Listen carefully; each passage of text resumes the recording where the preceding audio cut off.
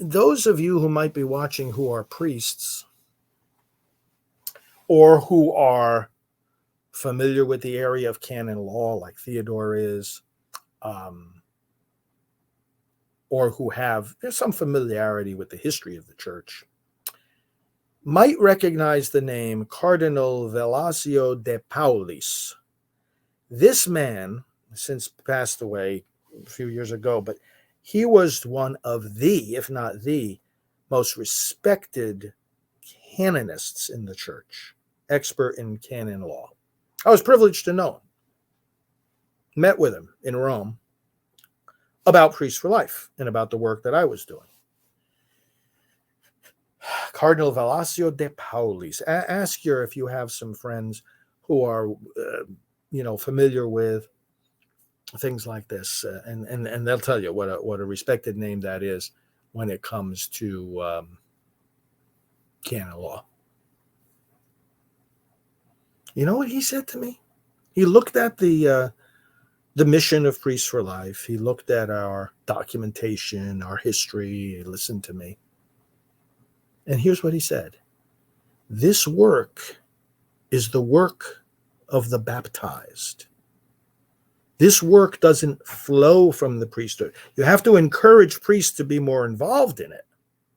Yes, he was fully supportive of that part of our mission, which is part of our mission. You have to encourage priests to be fully involved in it. He says, but the work you are describing and the work you are doing flows from the baptismal commitment of Christians. The baptismal commitment that says, I am consecrated to God. I have become by baptism a son, a daughter of God. I have to bear witness to the kingdom of God.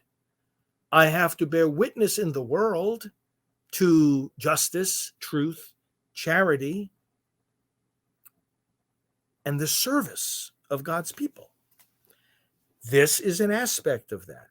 The truth about life, justice in defending the people's rights, and serving the most defenseless. This is the work of baptism. Because part of the question we were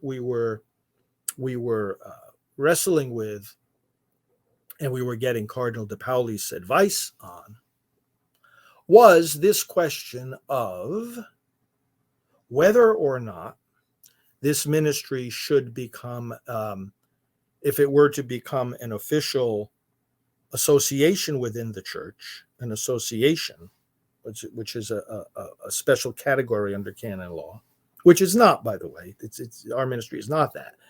But if we were to apply for that, would it be under a clerical association that is consisting of and run by priests, or would it be under a lay association?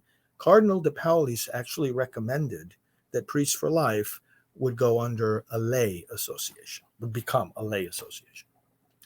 And the reason for that, again, is what specific function of the priesthood is required to defend babies from being killed, to get the message out there that you don't kill babies.